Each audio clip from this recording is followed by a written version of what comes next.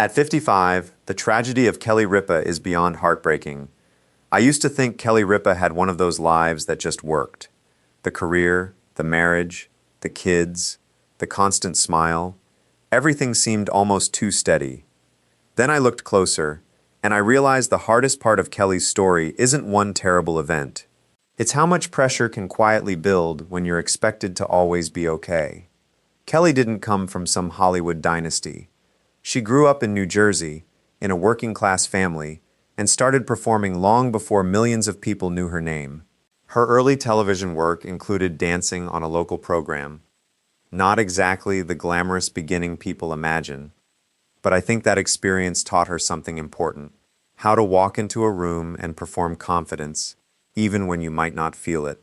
And she would need that skill, because one of the biggest turning points in her life came when she joined a daytime soap in 1990. That job changed everything.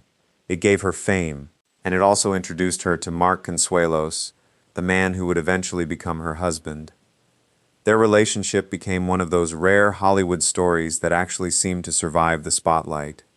But here's where things get complicated. When your marriage happens in public, your private life doesn't completely belong to you anymore. A disagreement becomes gossip. A tired moment becomes a headline. Even silence can be interpreted. And Kelly was eventually dealing with something even bigger than that. In 2001, she stepped into the co-host chair of a hugely popular morning television program, taking over after Kathy Lee Gifford. Imagine that pressure. You aren't just joining a show, you're replacing someone viewers already love.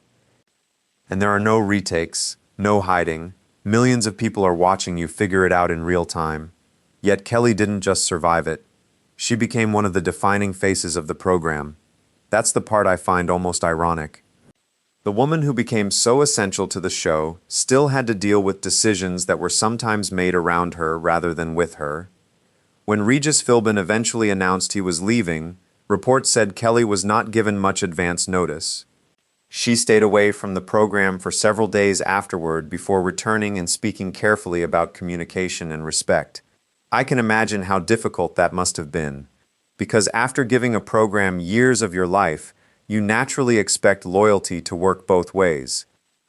It doesn't always. And then came another strange chapter. Mark Consuelos eventually joined Kelly permanently as her co-host. From the outside, it looked perfect. Husband and wife, two longtime entertainers. A comfortable chemistry millions already knew. But suddenly, even their marriage became part of the workplace. Every joke could be analyzed. Every disagreement could be interpreted, and every affectionate moment could become something for strangers to discuss. Then Kelly entered her 50s, and the criticism changed again. People began talking about her appearance, her weight, aging, menopause, and health. She has spoken publicly about some of the realities of getting older, including menopause and anxiety. And honestly, I think that took courage. Because once you tell the public